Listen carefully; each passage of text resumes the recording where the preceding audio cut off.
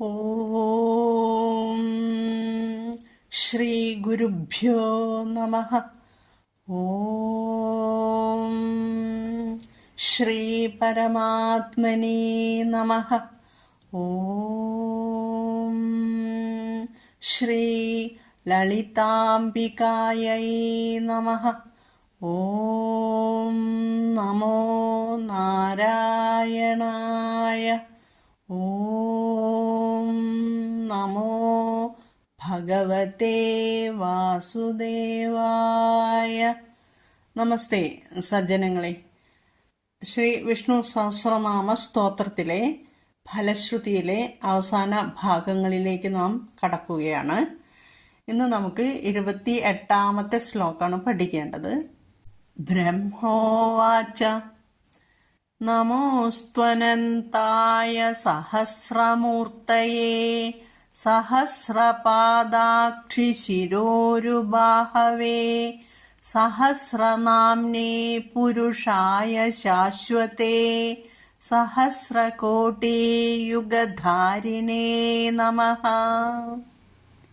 നമോസ്ത്വനന്തായ സഹസ്രമൂർത്തയേ സഹസ്രപാദാക്ഷി ശിരോരുബാഹവേ സഹസ്രനാംനേ പുരുഷായ ശാശ്വതേ സഹസ്രകോടി യുഗധാരിണേ നമഃ. ഇതാണ് നമുക്കിന്ന് പഠിക്കേണ്ടത്. ആദ്യം നമുക്ക് ഇതിലെ പദച്ഛേദങ്ങൾ നോക്കാം. നമഃ അസ്തു, നമോസ്തു.